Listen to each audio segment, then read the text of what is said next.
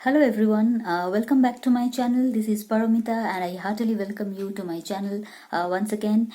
Today in this lecture I'll be discussing and analyzing chapter 14 titled as Release of part 2 of the novel Sons and Lovers by D.H. Lawrence.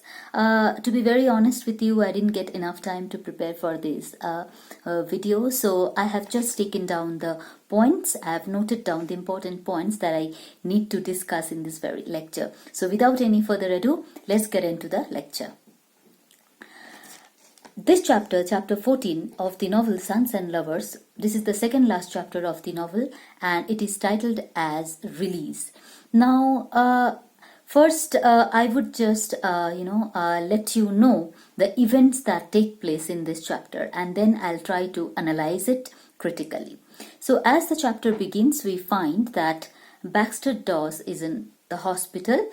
He's hospitalized and he's suffering from typhoid. He is recovering, but his recovery is slow, and Paul comes to know that Baxter Dawes is suffering from typhoid, so he goes and meets him in the hospital, and we find there is a kind of man-to-man relationship that develops between Paul and Baxter, and this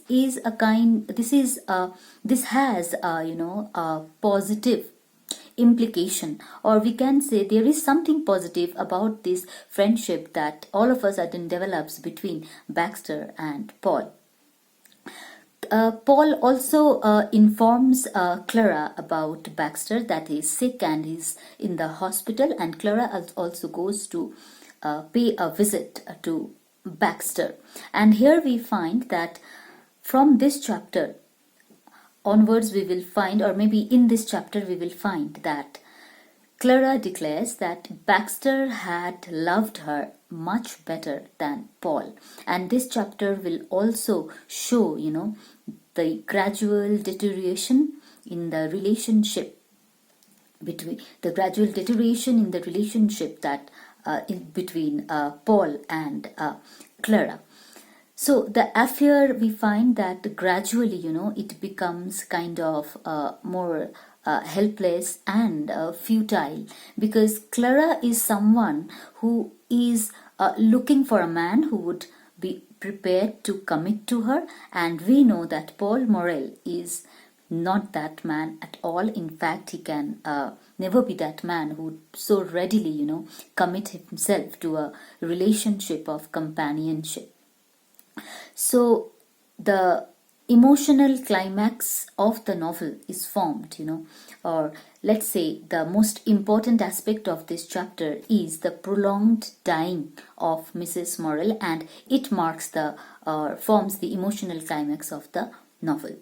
So since we can understand that Mrs. Morel is about to die and she will meet her death in this chapter, so this is going to be even more disastrous, something very, very disastrous for Paul Morel, even more than the failure of his relationships with both the women like Clara and Miriam.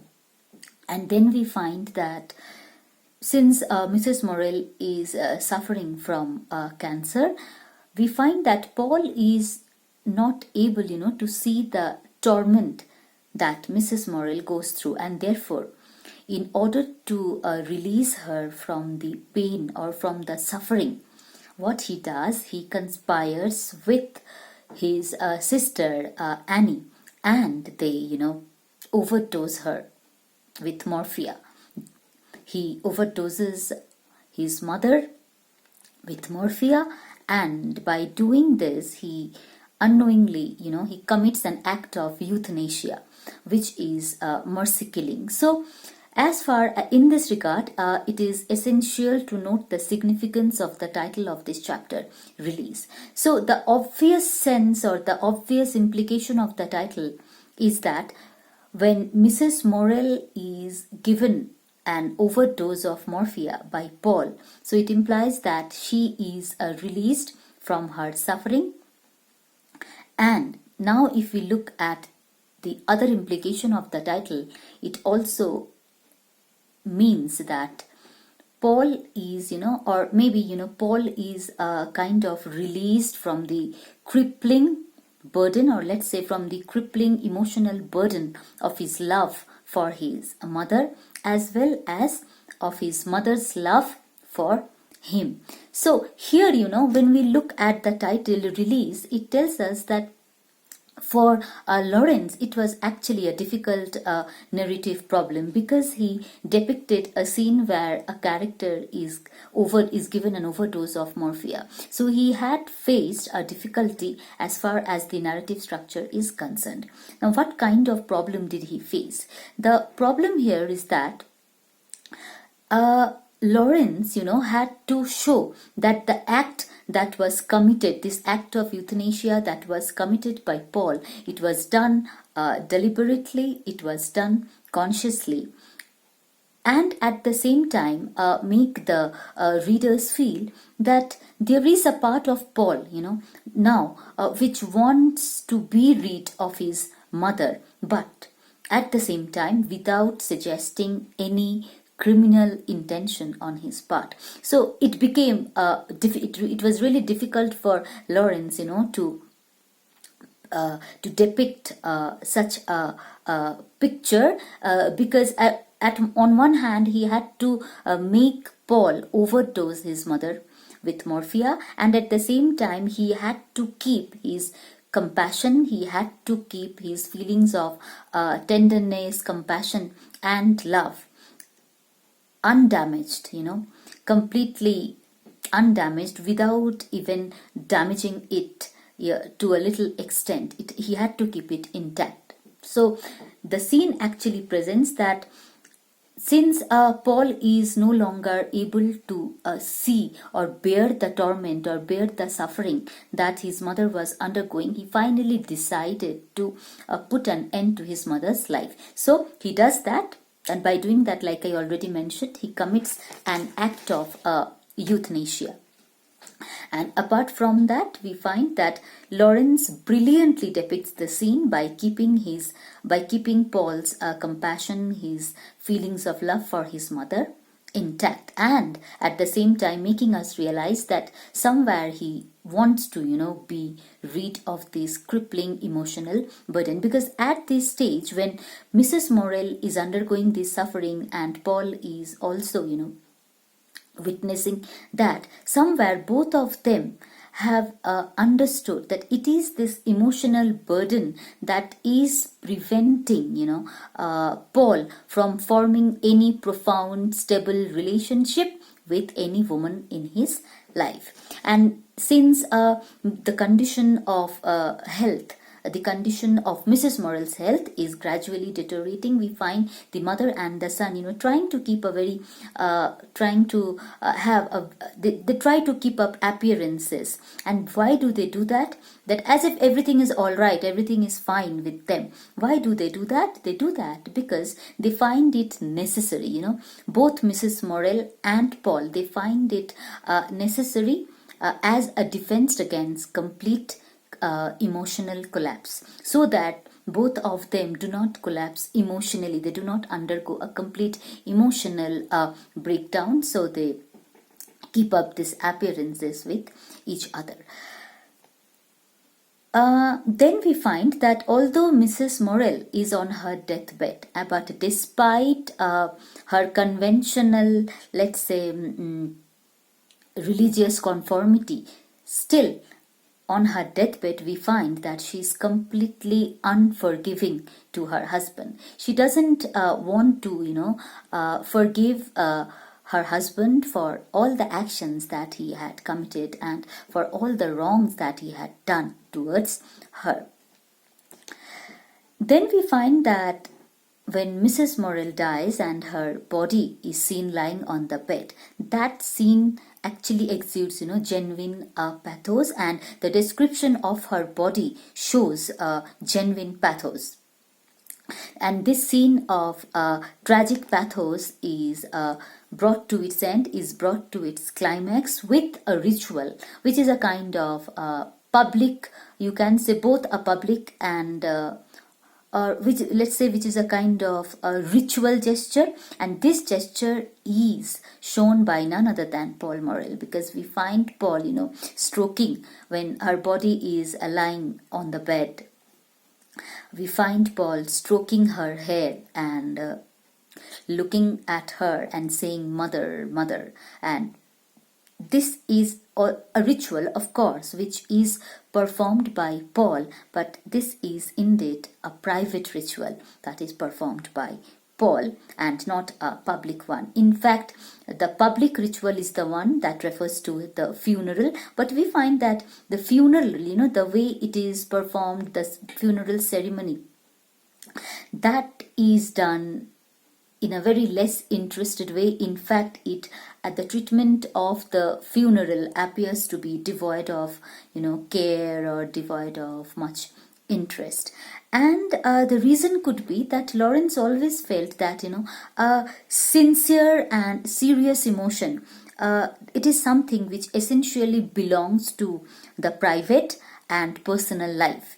That is why when the public funeral ceremony is performed, it is not depicted in a very emotional manner. Rather, it appears to be performed in a very, it's a kind of formality rather, where we don't find people, showing much genuine emotion. In fact, when Mr. Morel speaks to other people there present, that conversation also appears to be very, very formal, like I said, devoid of genuine care and genuine emotion.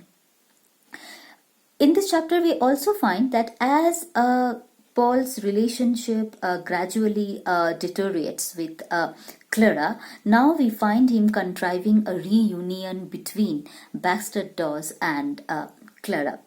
And when this reunion is contrived, and when we find that reunion actually finally takes place between Clara and Baxter, it suggests that their relationship, still has the potential, to, let's say, for renewal. It still has the potential for renewal, unlike Paul. Because if we look at Paul, we find that all his failed relationships actually, caused an emotional blockage in him. And that this emotional blockage becomes complete after Mrs. Morel's death.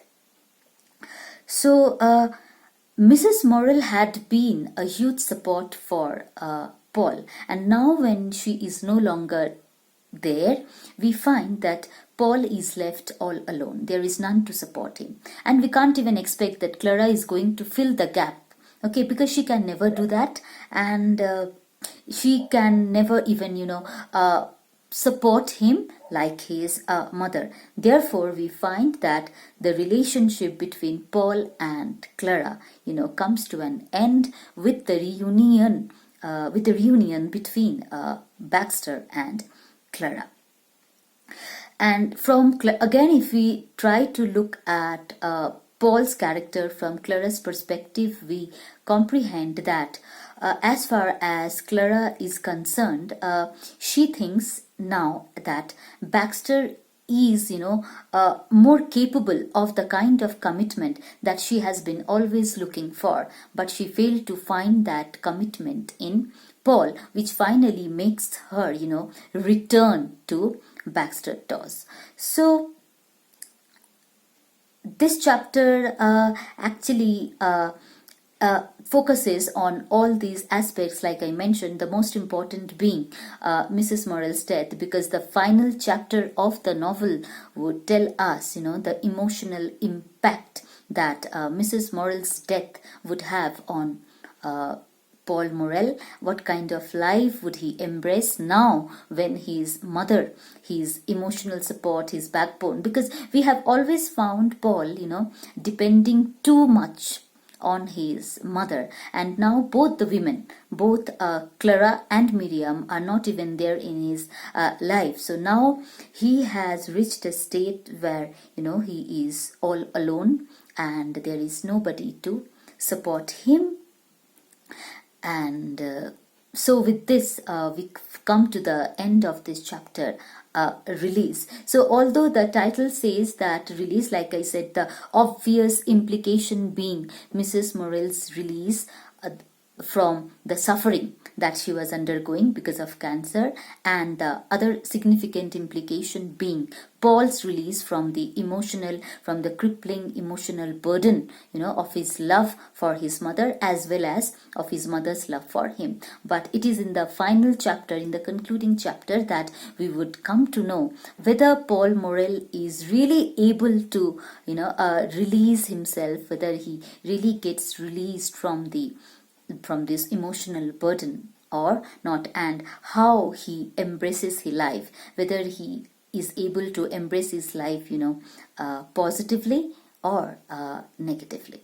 So with this, I come to the end of discussion of this very chapter. I hope you find the lecture helpful. So if you really like it, do share it, and do not forget to like it as well. And it's a request that if you really find my